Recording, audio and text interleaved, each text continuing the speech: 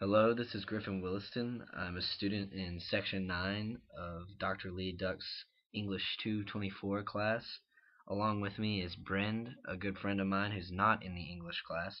She will be performing the part of Blanc in Tennessee Williams' A Streetcar Named Desire, and I will be performing Stanley's piece.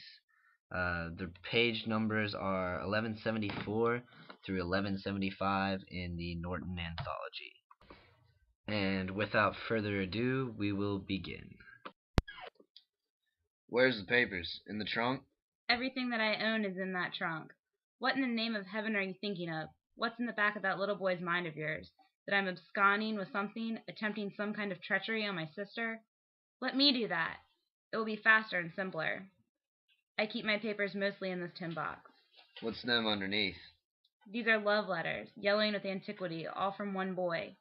Give those back to me. I'll have a look at them first. The touch of your hands insults them. Don't pull that stuff. Now that you've touched them, I'll burn them. What in the hell are they? Poems a dead boy wrote. I hurt him the way that you would like to hurt me.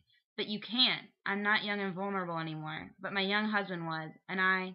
Never mind about that. Just give them back to me. What do you mean by saying you'll have to burn them? I'm sorry. I must have lost my head for a moment. Everyone has something he won't let others touch because of their intimate nature. Ambler and Ambler. Crabtree. More Ambler and Ambler. What is Ambler and Ambler? A firm that made loans on that place.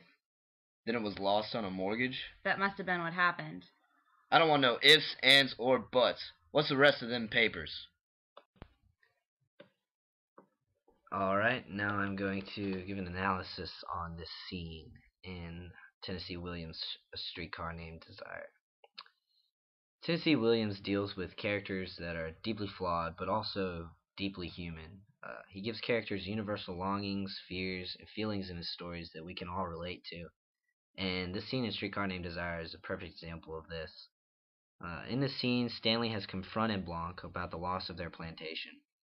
He is accusing her of hiding something from him and thinks that she is swindling money from Stella.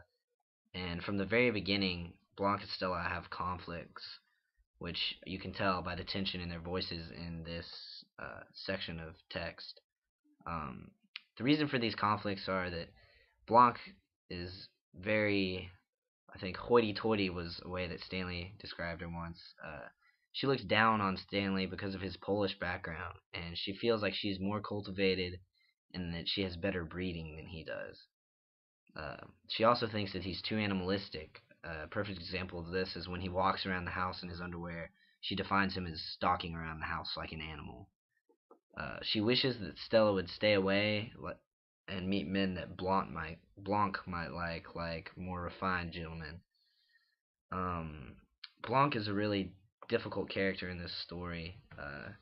We learn in the beginning that she was forced to care for her dying plantation, and this really has an effect on her personality, and especially when we find out that about her traumatic loss of her husband. She reveals to Mitch one night that she caught him having sex with another man and then he shot himself later at a party, and she says that she can still hear the music. So it's almost like Blanc is going a little crazy. She now believes that she must search for a new husband, because she lost her job and the land that made her feel secure. Stanley is also a difficult character. He really doesn't like the situation that he's dealt in this scene. You can really tell. He complains because Blanc is in the way of his and Stella's lovemaking, and he feels like his status as the boss of the house is being challenged by Stella and Blanc. He feels like they're ganging up on him, and he also feels like that Blanc is coming between him and Stella like a wedge, and that she's driving Stella away from him. And Stella's just kind of the mediator, and she's in a very hard position. She feels regret for leaving her sister, but she feels loyalty to Blanc, and especially because of Blanc's hardships that she's had to go through. However, she also loves Stanley very much, and she says that she can't stay away from him too long, which is evidence in the fact that right after he beats her, an hour or two later, she runs downstairs and sleeps with him that night. These are prime examples of Tennessee Williams stories, and all of these character contrasts make for very interesting story development and are a great example of why Tennessee Williams is revered as an innovator in drama. Thank you for your time.